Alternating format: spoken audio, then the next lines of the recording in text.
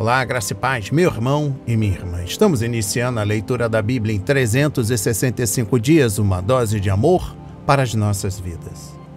Hoje, no 169º dia, trago para leitura e comentários bíblicos os livros de 2 de Samuel, capítulo 13, livro de Salmos, capítulo 106, dos versículos 1 a 23, e o livro 2 de Pedro, capítulo 1. Minha recomendação é que todos tenham em mãos bloco de anotação, caneta ou lápis. A Bíblia é tão importante quanto a sua leitura diariamente nos traz refrigério para a alma, sabedoria, sobretudo nos aproxima de Deus, fortalecendo assim a nossa fé e esperança. Enquanto você pega o nosso kit de fé, rapidamente faça um lembrete. Todos nós temos a necessidade de estarmos em comunhão com Deus diariamente. Comunhão esta, através da leitura da Bíblia. Ouvir os nossos devocionais. A Bíblia está cheia de promessas. Precisamos acreditar na palavra de Deus. Meu irmão, minha irmã, alimente a sua fé. A sua palavra tem muito mais força do que as coisas contrárias. Estamos vivendo um tempo em que devemos abrir os olhos. Satanás não está aqui para roubar o seu carro, sua roupa, seu apartamento, celular, relógio. Ele vem para roubar esta semente agora, a leitura da Bíblia, a sua fé e os propósitos que Deus tem para você. Precisamos usar todos os recursos que Deus tem nos dado. A leitura da Bíblia, estudar, incentivar a leitura da Bíblia nas nossas comunidades, em nossos lares. A Bíblia Sagrada nos faz gerar a fé, nos faz ter o alimento, a cura, a restauração. A compreensão da palavra vem através da revelação pelo Espírito Santo. Senhor, revele a compreensão de sua palavra hoje para as nossas vidas, em nome de Jesus. Amém. E graças a Deus. Se desconecte de tudo e permita que a palavra do Senhor adentre em vossos corações. Vamos para a leitura no livro 2 de Samuel, capítulo 13. Amnon e Tamar. Passado algum tempo, aconteceu o seguinte. Absalão, filho de Davi, tinha uma irmã muito bonita, cujo nome era Tamar. Amnon, filho de Davi, apaixonou-se por ela. Amnon ficou angustiado por causa de Tamar, sua irmã, a ponto de adoecer, pois, sendo ela virgem, parecia impossível para ele fazer alguma coisa com ela. Mas Amnon tinha um amigo que se chamava Jonadab, filho de Simeia, irmão de Davi.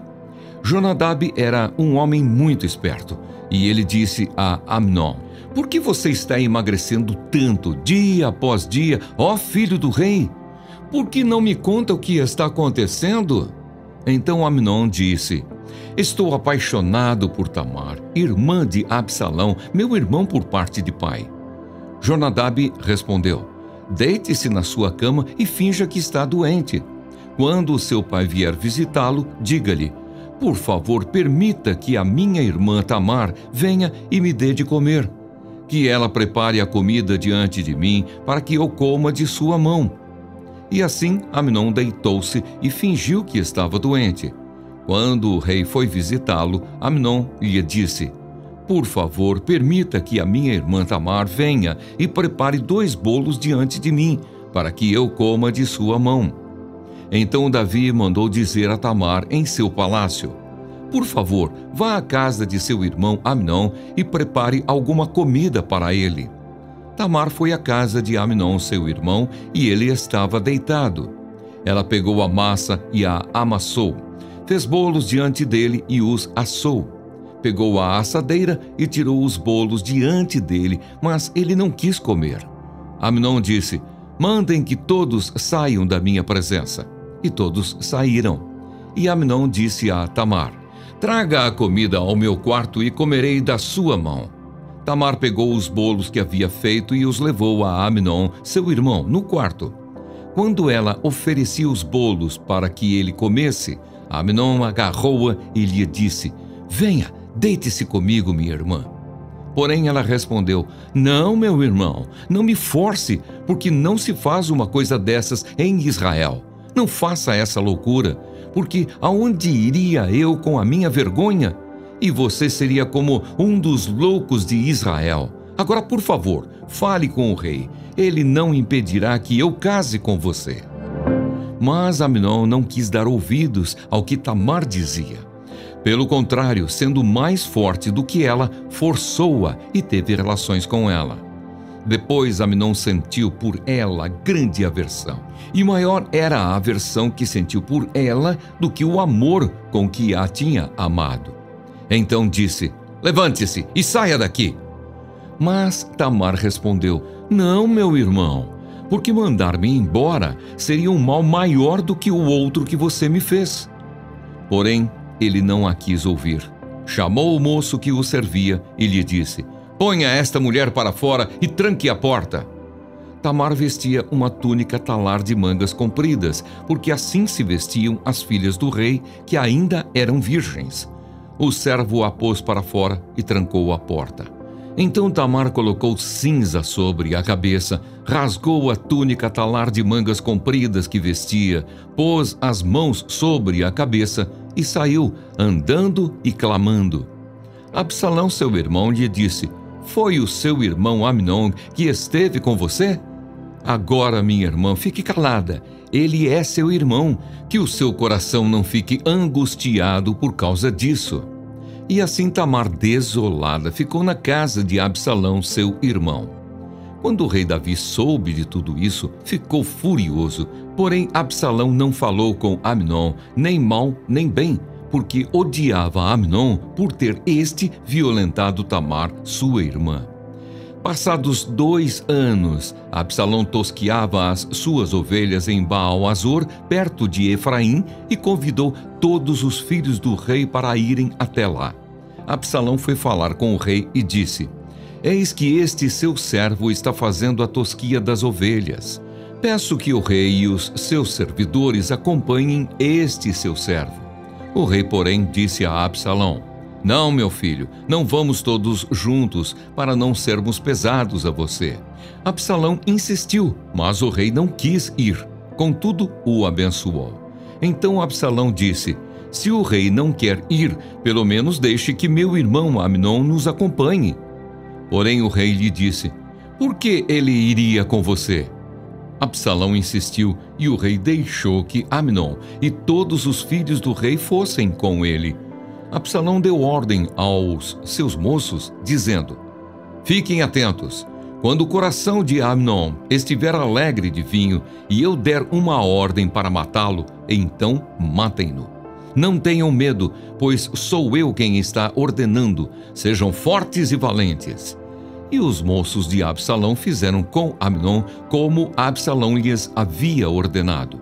Então todos os filhos do rei se levantaram, cada um montou a sua mula e fugiram. Estavam eles ainda a caminho quando chegou a Davi esta notícia: Absalão matou todos os filhos do rei e nenhum deles escapou. Então o rei se levantou, rasgou as suas roupas e se lançou por terra. E todos os seus servos que estavam presentes rasgaram também as suas roupas. Mas Jonadab, filho de Simeia, irmão de Davi, tomou a palavra e disse: não pense o meu senhor que mataram todos os jovens, filhos do rei, porque somente Amnon morreu.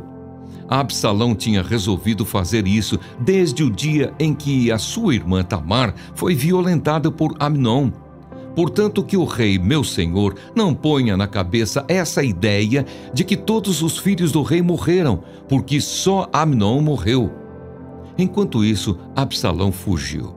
O moço que estava de guarda, levantando os olhos, viu que vinha muito povo pelo caminho por detrás dele, pelo lado do monte. Então Jonadab disse ao rei: eis aí vêm os filhos do rei. Como este seu servo falou, assim aconteceu.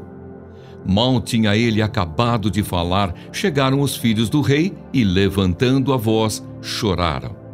Também o rei e todos os seus servos choraram amargamente. Absalão, porém, fugiu e foi ficar com Talmai, filho de Amiúde, rei de Gesur. E Davi pranteava por seu filho todos os dias. Assim Absalão fugiu, indo para Gesur, onde ficou 3 anos. Então o rei Davi cessou de perseguir Absalão, porque já tinha se consolado a respeito de Amnon, que era morto. Amém. Compreendendo o livro 2 de Samuel, capítulo 13, trago a exposição bíblica dos versículos 1 e 2. Vimos nos primeiros 10 capítulos de 2 de Samuel como Deus fortaleceu Davi para derrotar os inimigos de Israel e estabelecer e expandir o reino. Então, Davi cometeu os pecados de adultério, engano e assassinato, conforme capítulos 11 e 12. E o restante do livro descreve pelejando com problemas causados pelos próprios filhos. Os dias de Davi se tornaram escuros e decepcionantes, mas ele ainda depende do Senhor. Então Deus lhe permite dominar e preparar a nação para o reino de seu filho Salomão. O que a vida nos faz depende do que ela encontra em nós. No caso de Davi, o que a vida encontrou foi uma fé sólida no Deus vivo. Compreendendo o versículo 1, Davi estava reinando sobre Israel, mas o pecado e a morte estavam dominando em sua família. Conforme Romanos 5, versículos 14, versículo 17 e versículo 21. Deus perdoou os pecados de Davi, 2 de Samuel, capítulo 12, versículo 13. Mas o rei estava descobrindo que as consequências da transgressão perdoada são muito dolorosas. Deus abençoou Davi com muitos filhos, conforme 1 de Crônicas, capítulo 28, versículo 5. Mas agora o Senhor transformaria algumas dessas bênçãos em maldições, conforme Malaquias 2, versículos 1 e 2. Como Jeremias advertiu a todos nós, o seu crime a castigará e a sua rebelião a repreenderá. Compreenda e veja como é mau e amargo abandonar o Senhor, o seu Deus, e não ter temor de mim, diz o soberano, o Senhor dos exércitos. Conforme Jeremias 2, versículo 19. Compreendendo o versículo 2, Amnon era o mais velho dos filhos de Davi e o herdeiro natural do trono. Por isso, talvez ele sentisse que tinha privilégio que os irmãos não tinham. Foi mal de sua parte alimentar um amor anormal por sua meia-irmã, e ele deveria ter repudiado esse desejo no momento em que ele começou, conforme Mateus 5, versículos 27 a 30. Aquele pecado não apenas era contrário à natureza, mas também violou o padrão de pureza sexual estabelecido pela lei de Deus, conforme Levítico 18, versículos 9 a 11, capítulo 20, versículo 17 e Deuteronômio 27, versículo 22. Exposição bíblica dos versículos 3 a 5. Jonadab era primo de Amnon, filho de Simeia, irmão de Davi, em hebraico, Chamar. E era um homem muito astuto, provavelmente um oficial menor do palácio. Ele aparecerá novamente em 2 de Samuel, capítulo 14, versículo 32, depois que Amnon for morto por servos de Absalão. Qualquer um que facilite nosso pecado, sem dúvida, não é muito amigo. Seguindo o conselho amigável de Jonadab, Amnon acabou se tornando um violador, cometeu incesto e foi morto. Exposição bíblica dos versículos 6 e 7. Davi era conhecido por sua sabedoria e discernimento apurado, conforme capítulo 14, versículos 17 e 20. Mas depois do caso de Batseba, parece ter perdido o controle ao ordenar que Tamar obedecesse aos desejos de seu meio-irmão. Ele a fez sofrer dor e humilhação. E quando, 2 anos mais tarde, Davi permitiu que Amnon participasse do banquete de Absalão, ele enviou seu primogênito para a morte. O próprio Davi, o enganador, foi enganado. Compreendendo o versículo 15, Amnon pensava que amava Tamar. Primeiro, ele estava desesperado por ela, conforme versículo 1, e depois adoeceu de desejo, versículo 2, até o ponto de parecer abatido dias após dia, versículo 4. Contudo, depois de cometer o ato vergonhoso, ele odiou Tamar violentamente e quis se livrar dela. O verdadeiro amor nunca violaria o corpo de outra pessoa apenas para satisfazer desejos egoístas, nem tentaria convencer alguém a desobedecer à lei de Deus. Compreendendo o versículo 16, os pecadores sexuais normalmente produzem todos os tipos de danos emocionais indiretos. Quando tratamos outras pessoas como objetos, nós, no final, as colocamos de lado como brinquedos quebrados ou roupas velhas. A palavra mulher não aparece no texto hebraico do versículo 17, então o que Amnon estava dizendo era o seguinte: ponha isso para fora. Isso explica porque Tamar acusou Amnon de ser ainda mais cruel por jogá-la fora do que por tê-la abusado. Compreendendo o versículo 20, quando Tamar contou sua história a Absalão, a mente astuta dele começou a esquematizar um plano que realizaria 3 objetivos: vingar Tamar, livrar-se de Amnon e ser o próximo na fila para assumir o trono. Sua afirmação: ele é seu irmão. Versículo 20 significa: se fosse qualquer outro homem, eu vingaria você imediatamente, mas como ele é seu irmão, vou ter de ser paciente e esperar uma oportunidade. Absalão estava tentando evitar um escândalo público que entristeceria a família e prejudicaria seus planos para tomar o trono. Compreendendo o versículo 21, o rei Davi ficou sabendo da tragédia e se indignou muito, mas o que ele poderia dizer? A lembrança dos próprios pecados fechou sua boca, e como ele poderia punir seu primogênito e pretenso herdeiro ao trono? Uma das consequências do pecado é a incapacidade que a pessoa passa a ter de falar como alguém que tem superioridade moral e ser forçado a desempenhar o difícil papel de confessar novamente: eu sei que o que você fez é errado, porque eu cometi o mesmo pecado. Em vez disso, Davi escolheu o silêncio. Exposição bíblica dos versículos 23 a 39. Por 2 anos, Absalão esperou para vingar o abuso de sua irmã. Quando chegou a hora, estava pronto para agir. Durante esses anos, Absalão aperfeiçoou seu plano e fez planos para escapar. Seu pai Davi planejou o assassinato de Urias, o Heteu, e sobreviveu. Então, por que ele, Absalão, não sobreviveria? Como seu pai, Absalão usou outras mãos para cuidar do caso, e no momento em que a vítima menos esperava. Outras consequências trágicas do pecado é o desgosto de vermos nosso passado vergonhoso servir como um exemplo seguido por outros. Compreendendo o versículo 34, o problema da vingança é que ela, na verdade, não resolve nenhum problema e, no final, se vira e fere o agressor. A fuga de Absalão era outra pausa em um ciclo de pecado que havia infectado a casa de Davi. Em um nítido contraste, ninguém foi mais tratado de forma injusta e desumana do que o descendente de Davi, Jesus Cristo, em seu julgamento e crucificação. Contudo, o Cordeiro de Deus recusou-se a revidar e ele é o nosso exemplo. Conforme 2 de Pedro, capítulo 2, versículos 18 a 25.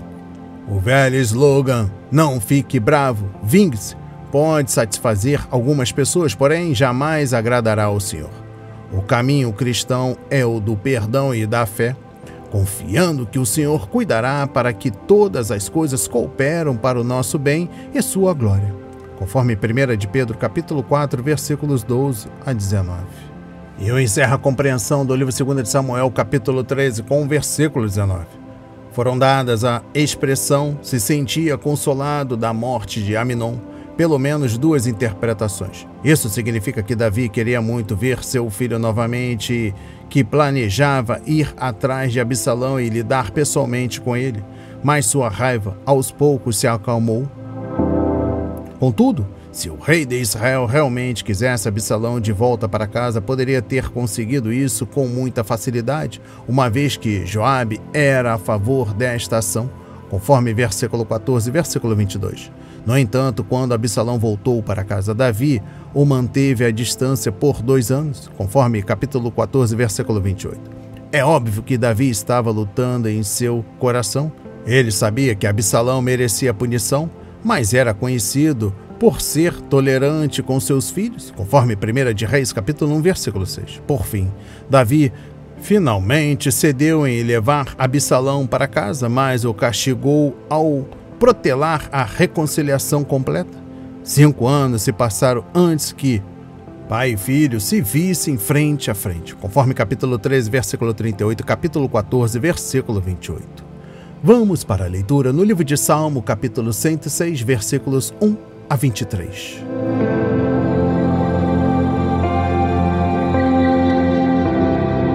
A graça de Deus e a ingratidão de Israel. Aleluia!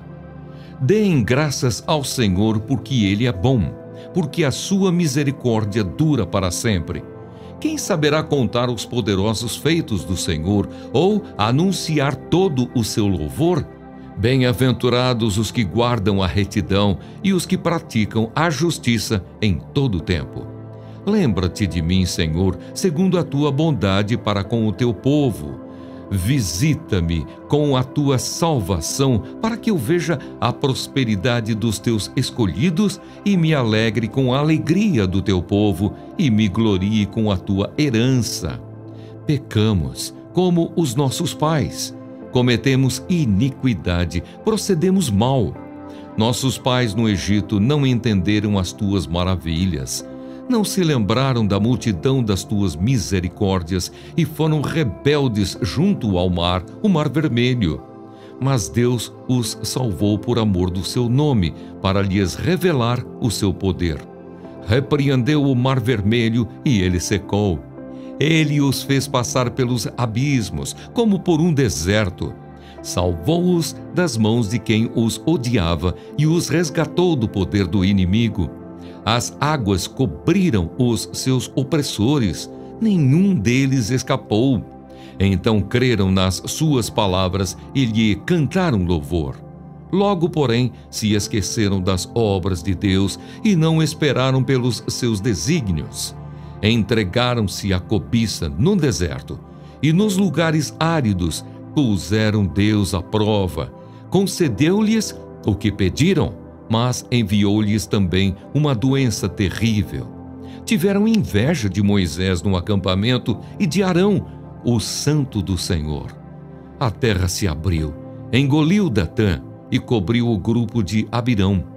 Um fogo se acendeu contra o grupo deles, as chamas devoraram os ímpios. Em Horebe fizeram um bezerro e adoraram o ídolo de metal fundido.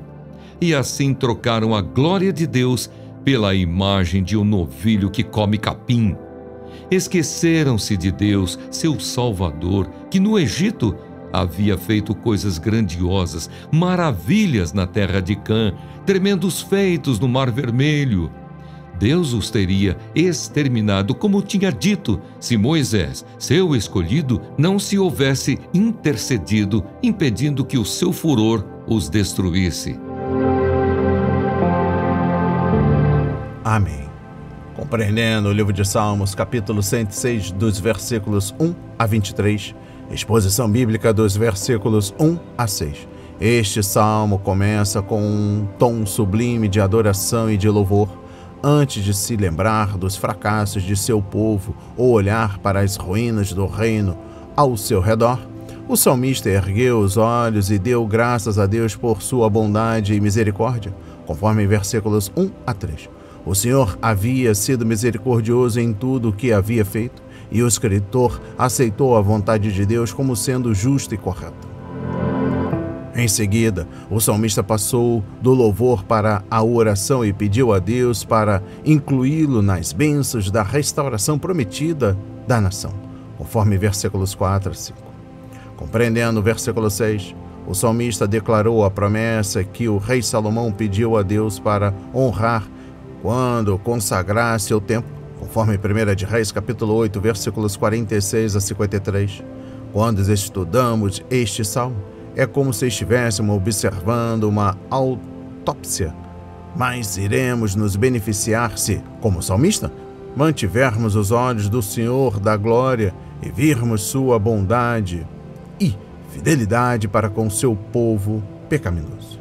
Exposição bíblica dos versículos 7 a 12. A referência aqui ao medo e à descrença de Israel no Êxodo, quando os israelitas ficaram presos entre o exército egípcio, atrás deles e o mar vermelho pela frente, conforme Êxodo 14, versículos 10 a 31.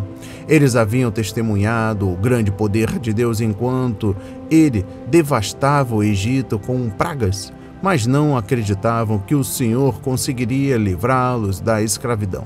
Eles estavam olhando para trás em vez de olharem para frente. Compreendendo o versículo 10, Israel preferia a segurança da escravidão aos desafios da liberdade. Voltemos para o Egito. Muitas vezes foi a resposta do povo quando se encontrava em uma situação que exigia fé. Nessas horas de desespero, os israelitas não se lembravam da bondade de Deus ou de suas promessas e entravam em pânico com tudo. O Senhor os fez atravessar o mar a pé enxuto e destruiu completamente o exército inimigo que tentava persegui-los. Exposição bíblica dos versículos 13 a 23. As sementes da incredulidade enterradas no coração do povo de Israel criaram raízes e deram frutos amargos nos anos futuros. O povo era tardio para se lembrar das obras de Deus no passado, mais rápido para se precipitar e ignorar a vontade do Senhor. No entanto, eles não hesitaram em manifestar seus próprios desejos, pois desejaram água, conforme Êxodo 15, versículos 22 a 27. Comida, conforme Êxodo 16, e carne. Deus proveu o maná diário, o pão dos anjos. Salmos 78, versículo 25. A água em um oásis e, mais tarde, uma fonte que brotou da rocha. Êxodo 17. E aves suficientes para fornecer carne a toda a nação.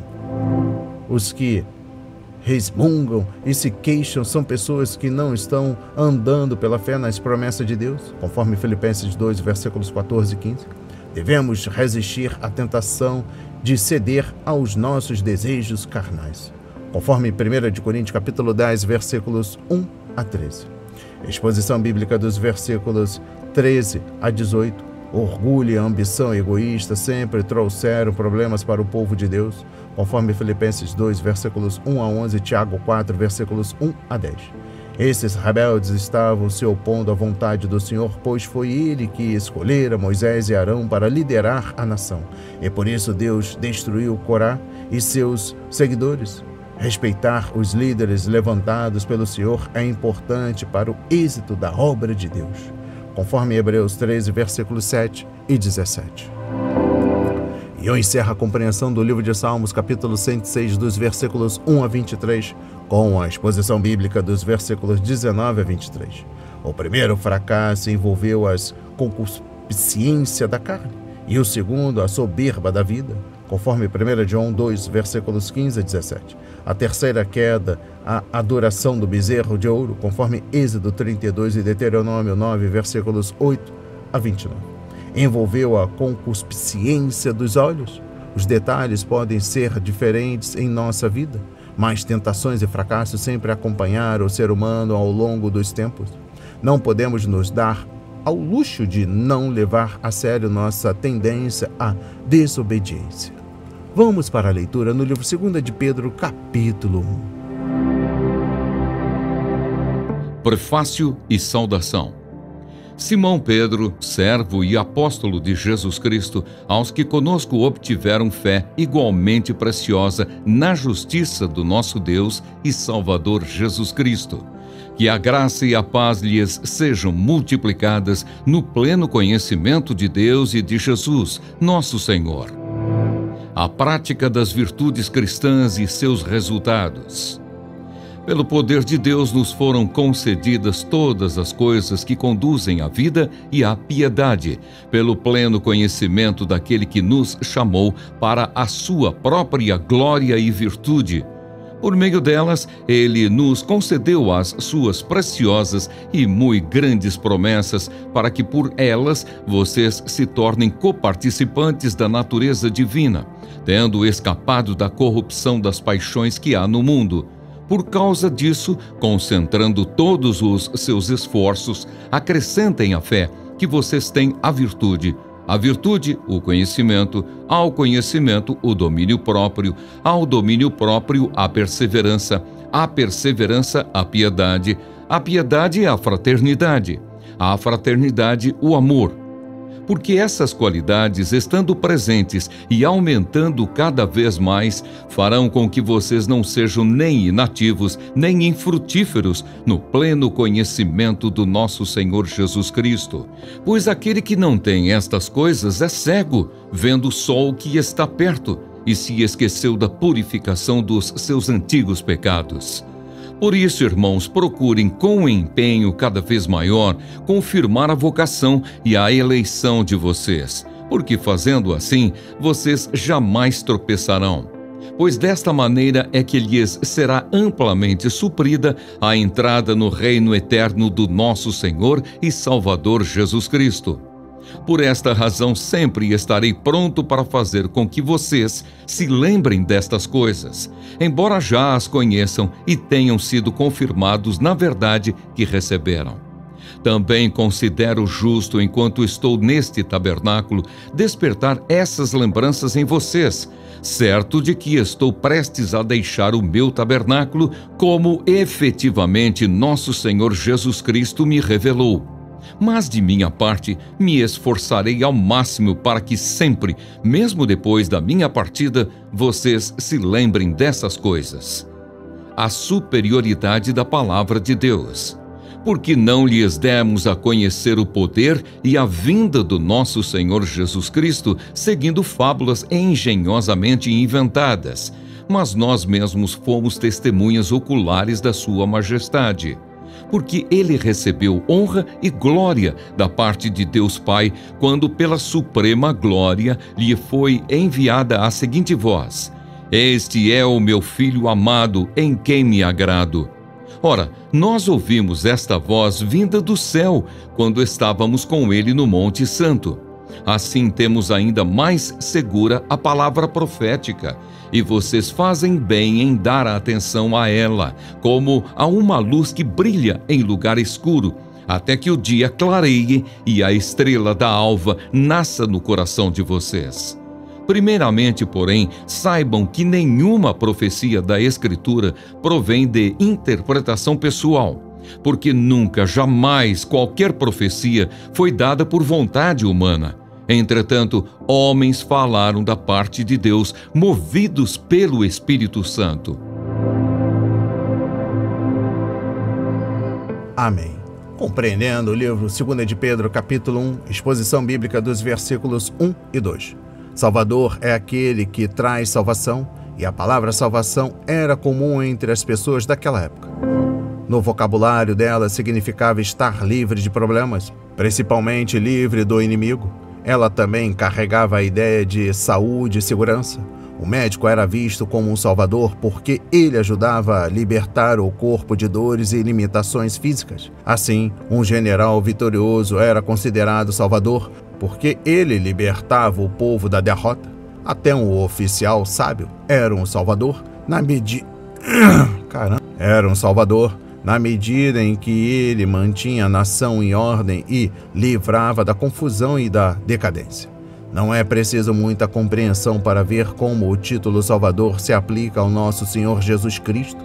Ele é, de fato, o grande médico que cura o coração da doença por pecado. Ele é também o conquistador vitorioso que venceu nossos inimigos, o pecado, a morte, Satanás e o inferno, e está nos conduzindo em triunfo. Compreendendo o versículo 2, nosso Senhor Jesus Cristo tem 3 bens espirituais que não podem ser assegurados por nenhum outro: justiça, graça e paz. Quando confiamos nele como Salvador, sua justiça se torna a nossa justiça e recebemos uma posição justa diante de Deus. Conforme 2 Coríntios capítulo 5, versículo 21. Não poderíamos obter essa justiça. Ela é a dádiva do Senhor para aqueles que creem. Não por causa de atos de justiça por nós praticados, mas devido à sua misericórdia, ele nos salvou. Conforme Tito 3, versículos 5 e 6. Compreendendo o versículo 3, A vida cristã começa com a fé que salva, a fé na pessoa de Jesus Cristo. Mas, quando conhecemos o Salvador pessoalmente, também experimentamos o poder de Deus, e esse poder produz a vida e a piedade. O pecado não salvo está morto, conforme Efésios 2, versículos 1 a 3, e somente Cristo pode ressuscitá-lo dentre os mortos, conforme João 5, versículo 24. Quando Jesus ressuscitou Lázaro dentre os mortos, ele disse: tirem as faixas dele e deixem-no ir, conforme João 11, versículo 44. Livre-se das mortalhas. É hora de levar uma vida piedosa. Compreendendo o versículo 4, Deus não só nos deu tudo aquilo que precisamos para a vida e para a piedade, mas também nos ortogou sua palavra, a fim de permitir que desenvolvamos essa vida e piedade.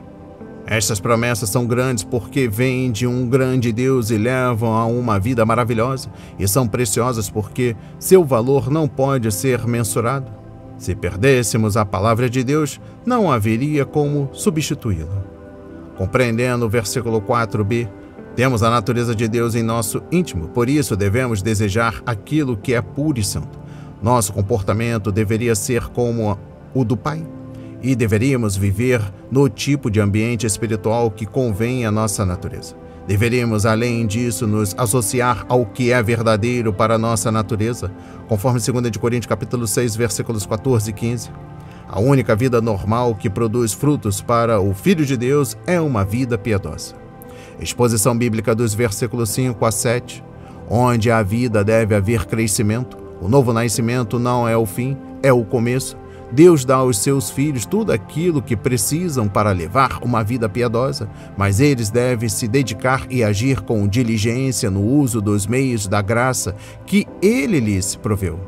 O crescimento espiritual não é automático, requer cooperação com Deus e a aplicação da diligência e da disciplina espiritual. A natureza humana caída não pode criar as 7 qualidades do caráter cristão mencionadas nesses versículos. Elas devem ser produzidas pelo Espírito de Deus, sem dúvida. Há pessoas não salvas que têm um maravilhoso autocontrole e perseverança, mas essas virtudes apontam para eles mesmos e não para o Senhor. Assim, eles é que recebem a glória por suas atitudes. No entanto, ao produzir a bela natureza de seu filho em um cristão, Deus recebe o louvor e a glória. Uma vez que temos a natureza divina, podemos crescer espiritualmente e desenvolver esse tipo de caráter cristão. Tal crescimento acontece por meio do poder divino e das promessas preciosas de Deus. Exposição bíblica dos versículos 10 a 11. Os cristãos que têm certeza de sua eleição e chamado nunca tropeçarão, mas provarão por meio de uma vida consistente que são verdadeiramente filhos de Deus. Eles nem sempre estarão no topo da montanha, mas estarão sempre subindo cada vez mais, se agirmos dessa forma. As características listadas nos versículos 5 a 7, se mostrarmos crescimento e caráter cristãos em nossa vida diária, então podemos ter certeza de que somos convertidos e que um dia estaremos no céu. Exposição bíblica dos versículos 12 a 21. A Igreja de Jesus Cristo está sempre a uma geração de ser extinta. Se não tivéssemos a revelação fidedigna por escrito, teríamos de depender da tradição oral. Quem já brincou de telefone sem fio sabe que uma simples frase pode ser radicalmente alterada quando passada de uma pessoa para outra. Entretanto, não dependemos das tradições de pessoas mortas, dependemos da verdade da palavra viva. As pessoas morrem, mas a palavra vive para sempre. Exposição bíblica dos versículos 16 a 18. A transfiguração também teve um significado especial para Jesus Cristo, que estava se aproximando do Calvário, conforme Mateus 17, versículos 1 a 13. Essa foi a maneira usada pelo Pai para fortalecer seu Filho para aquela terrível provação de ser o sacrifício pelos pecados do mundo. A lei e os profetas, Moisés e Elias, apontaram para seu ministério e ele cumpriria aquelas escrituras. O Pai falou do céu e assegurou ao Filho seu amor e aprovação. O episódio da transfiguração foi prova de que o sofrimento leva à glória quando estamos na vontade de Deus. Compreendendo o versículo 18, Pedro usou este evento em sua carta para refutar os falsos ensinos dos apóstolos de que o reino de Deus nunca viria, conforme capítulo 3, versículo 3 e 4.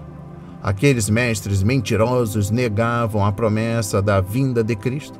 No lugar de promessas divinas, os impostores disseminavam fábulas engenhosamente inventadas, conforme capítulo 1, versículo 16, que roubavam dos cristãos suas benditas esperanças. Compreendendo o versículo 19, Pedro chamou o mundo de lugar escuro, e a palavra que ele usou significa sombrio. Esta palavra podia ser empregada para descrever um celeiro úmido ou um pântano sombrio. A história humana começou em um lindo jardim, todavia, aquele jardim hoje é um pântano sombrio. O que vemos quando olhamos para este sistema mundial é uma indicação da condição espiritual de nosso coração, e temos o privilégio e a responsabilidade de expor a palavra de vida, a luz de Deus, para que as pessoas possam ver o caminho de ser salvas, conforme Filipenses 2, versículos 14 e 16. Exposição bíblica dos versículos 20 a 21. Esta é uma das duas escrituras importantes que afirmam a inspiração divina da palavra de Deus. A outra é 2 Timóteo capítulo 3, versículos 14 a 17. Pedro afirmou que as escrituras não foram escritas por homens que usaram as próprias ideias e palavras, mas por profetas de Deus que foram impelidos pelo Espírito Santo. A palavra traduzida por impelido significa ser levados por um navio que é levado pelo vento. As escrituras são inspiradas por Deus, não são invenções humanas. E eu encerro a leitura da Bíblia e também na compreensão do livro 2 de Pedro, capítulo 1, com o versículo 21. As pessoas morrem, mas a palavra vive. As experiências desaparecem, mas a palavra é eterna. O mundo fica mais escuro, mas a luz profética brilha mais forte. Os cristãos que edificam a vida na palavra de Deus e que esperam a vinda do Salvador dificilmente serão enganados por falsos mestres. Eles serão ensinados pelo Espírito e alicerçados na palavra infalível de Deus. As palavras de hoje foram semeadas para as nossas vidas, para a honra e a glória do Senhor. Receba este alimento diário, não hesite, compartilhe. Deus está interessado na minha e na sua dor.